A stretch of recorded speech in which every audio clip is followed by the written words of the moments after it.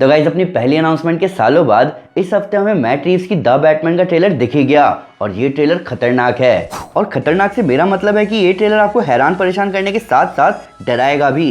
पिछले पूरे साल हमें इस मूवी के कास्ट के बारे में टाइम टू टाइम खबर मिलती जा रही थी कि मूवी में रॉबर्ट पैटिंसन ब्रूस वेन यानी कि बैटमैन का रोल प्ले करेंगे, एंडी सर्किस ब्रूस वेन के बटलर एल्फ्रेड पेनीवर्थ का रोल प्ले करेंगे, जोई क्रेविट्स कैटवुमन का रोल प्ले करेंगी, जेफरी राइट डिटेक्टिव गॉर्डन का रोल प्ले करेंगे और फाइनली पॉल डानो मूवी के मेन विलन में से एक रिडलर का रोल प्ले करेंगे।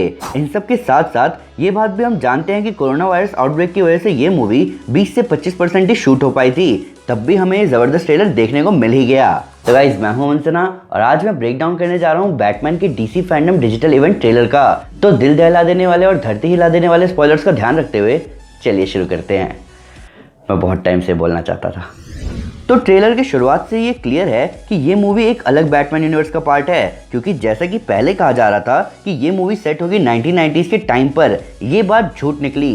ट्रेलर में आज के टाइम के टच स्क्रीन फोन को देखकर ये बिल्कुल क्लियर है कि मूवी प्रेजेंट डे पर सेट है। ये बैटमैन मूवी एक सुपर हीरो मूवी कम और एक प्रॉपर डिटेक्टिव मूवी ज्यादा है, जहां रिडलर किसी के साथ मिलकर लोगों को मार रहा है बैटमैन तक पहुंचने के लिए या बैटमैन को अपने तक पहुंचाने के लिए। जैसा कि मूवी के डायरेक्टर मैट रीव्स ने कहा कि ये कोई ओरिजिन स्टोरी नहीं है, ये बैटमैन ईयर 2 स्टोरी है, जहां बैटमैन नॉर्मल गली के गुंडों से लड़ने के बाद आगे बढ़ रहा है रिडलर, कैटवुमन और पेंगुइन जैसे विलन्स की तरफ, जिनके साथ साथ वो फिगर आउट करेगा कि कैसे वो गॉथम को बदल सकता है। तो ट्रेलर की शुरुआत होती है एक मर्डर से, जहां ये आदमी, जो कि फिलहाल कंफर्म नहीं है कि कौन है, पर इसके बारे में हम आगे बात करेंगे। तो ये आदमी इस बेचारे के मुंह को टेप से कवर कर रहा है, जिसपे आगे लिखा गया है नो मोर लाइज। अब यहाँ क्या होने वाला है, इससे पहले बात करते हैं इस आदमी के बारे में। आगे के शॉट में न्यूज़पेपर क्लिपिंग्स को देखकर ये क्लियर है कि ये आदमी है mayor Don Mitchell junior, Gotham के करप्ट पॉलिटिशियंस में से एक। इसके बाद हम देखते हैं क्राइम सीन पर कई सारे पुलिस ऑफिसर्स और FBI एजेंट्स को, जो कि देख रहे हैं बैटमैन को। ये हैरानी की बात है कि बैटमैन को क्राइम सीन पर क्यों बुलाया गया है। तो इसका एक ही रीजन हो सकता है, ये ईयर 2 है, यानी कि बैटमैन ने अभी तक सिर्फ छोटे मोटे गुंडों की पिटाई करी है, लोगों को बचाया है और वो गॉथम का हीरो है। तो मोस्ट प्रोबेबली उसकी डिटेक्टिव गॉर्डन से अच्छी खासी बातचीत है। प्लस मेयर डॉन की बॉडी पर एक कार्ड है जिस पर लिखा है टू द बैटमैन, और इसीलिए यहाँ बैटमैन को बुलाया गया है। तो इससे पहले अपन आगे बढ़े और मैं कई सारे नाम लेना शुरू करूं, पहले नजर डालते हैं रिडलर के कार्ड पर, जिस पर लिखा है एक riddle, haven't a clue, let's play a game, just me and you. ये सीधे सीधे बैटमैन के लिए लिखा गया है, जहां रिडलर सिर्फ बैटमैन के साथ ही गेम खेलना चाहता है। प्लस यहाँ साइड में अगर आपको क्लियरली दिख ना रहा हो तो मैं आपको बता दूं कि यहाँ लिखा है what does a liar do when he is dead, मतलब एक झूठा क्या करता है जब वो मर जाता है। और आपको हैरानी होगी, इसका आंसर भी यही लिखा है। इन सिंबल्स पर अगर आप नजर डालें तो ये नॉर्मल इंग्लिश अल्फाबेट को ही सिंबल्स में बदल कर लिखा है, जिसका मतलब यहाँ लिखा है ही लाइज स्टिल।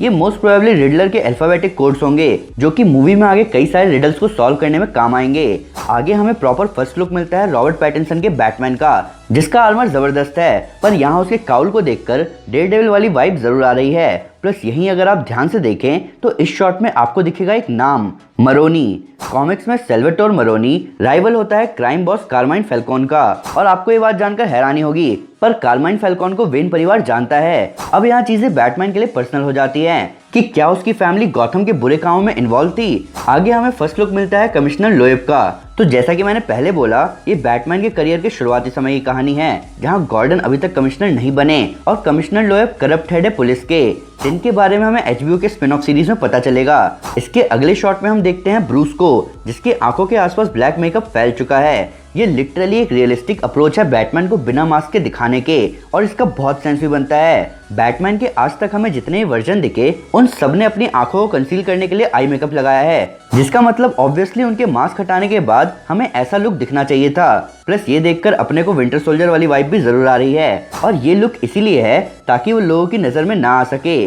प्लस आगे के शॉट से पता चल रहा है कि वो गॉथम सिटी पुलिस डिपार्टमेंट की बातें सुनने आया है, जिसके बाद वो अपनी बाइक से पहुंचता है बैट केव में। अब बैट केव की सेटिंग बैटमैन के शुरुआती सालों में बहुत ही सिंपल दिखनी चाहिए, इसीलिए हमें यहाँ सिंपल मॉनिटर्स और गराज जैसा लुक दिख रहा है। इसके बाद अगले शॉट में हम देखते हैं डॉन मिचेल का फ्यूनरल। अब यहाँ के हादसे से पहले बात करते हैं कि यहाँ ब्रूस वेन क्यों है। तो जैसा कि मैंने पहले बताया कि वेन फैमिली जानती है कारमाइन फैल्कोन को और शायद उन्हीं के through Wayne family mayor Don Mitchell को भी जानती है, इसीलिए ब्रूस यहाँ है। प्लस ऐसा लग रहा है कि रिडलर जानता है कि बैटमैन वहाँ होगा, इसीलिए उसने वहाँ फ्यूनरल के बीच में एक गाड़ी क्रैश करवा दी जिसमें से बॉम्ब कॉलर के साथ एक आदमी निकल रहा है रिडलर का लेटर टेप किए हुए और एक फोन कॉल के साथ। इन सब के ऊपर शायद बैटमैन यहाँ बाद में आएगा इन्वेस्टिगेट करने, जहाँ उसे एक्सप्लोजन देखना पड़े।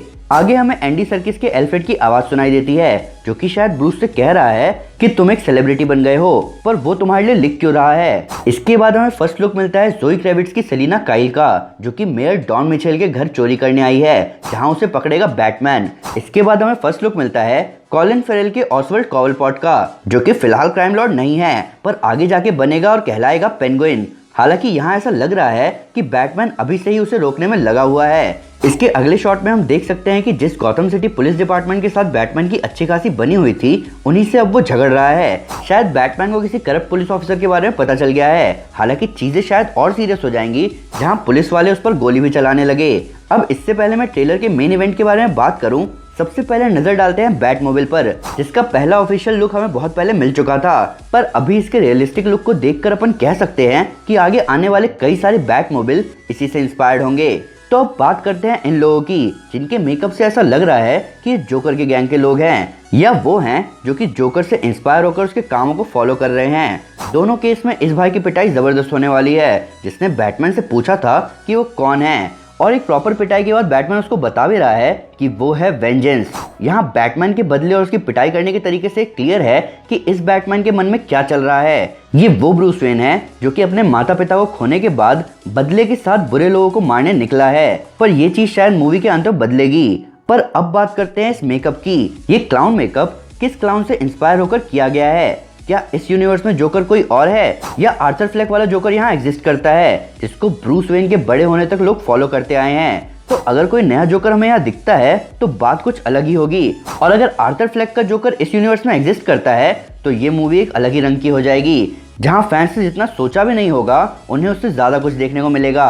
अब इस विलन के बारे में बात कर ही लेते हैं। तो ये लुक और बहुत सारे टेप का यूज करना हमें क्लियरली बता रहा है कि ये विलन है हश, जो कि बैटमैन हश स्टोरी लाइन में रिडलर के साथ मिलकर कई सारे सुपर विलन्स को बैटमैन के खिलाफ कर देता है, और इस बात का बहुत सेंस भी बन रहा है। प्लस रिडलर के लास्ट रिडल जहां वो कहीं दिख नहीं रहा पर बोल जरूर रहा है कि if you are justice please do not lie, what is the price for your blind eye. अब ये रिडल सॉल्व हो जाए तो मुझे कमेंट में जरूर बता देना। लास्ट में मैं बताना चाहूंगा कि अगर आपको ट्रेलर का म्यूजिक जबरदस्त लगा हो तो ये गाना है निर्वाणा का समथिंग इन अ वे। तो गाइज ये था ब्रेकडाउन द बैटमैन के पहले टीजर ट्रेलर का। प्लस डीसी फैंडम इवेंट में फ्लैश पॉइंट का एक पोस्टर भी लॉन्च हुआ है जिसमें हमें माइकल कीटन थॉमस वेन के बैटमैन के रोल में दिखेंगे। पर फिर भी अगर मुझसे कोई डिटेल मिस हो गई हो या आपके उसको नया फैक्ट है इस वीडियो से रिलेटेड तो प्लीज हमें कमेंट पर जरूर बताएं। साथ ही साथ आप मुझे ये बताएं कि आपको डीसी फैंडम में देखे सारे ट्रेलर्स में से कौन सा ट्रेलर सबसे अच्छा लगा। ऊपर से लेटेस्ट सुपर न्यूज और ऑसम सुपर फैक्ट्स के लिए हमें फेसबुक, ट्विटर और इंस्टाग्राम पर फॉलो करना ना भूलें, हम हर जगह हैं। तो गाइस अगर आप बैटमैन को कॉमिक्स और सुपरमैन से लड़ते हुए देखना चाहते हैं तो मैं आपको हमारी इनजस्टिस गॉड्स अमंग अस कॉमिक सीरीज रेकमेंड करूंगा। साथ ही साथ अगर आपको वीडियो पसंद आई तो इस वीडियो को लाइक और शेयर जरूर करें, और ऐसे कई सारे सुपर कंटेंट के लिए हमारे चैनल को सब्सक्राइब करना ना भूलें। Thank you guys, this is Aman Sinha and you are super super. Piece.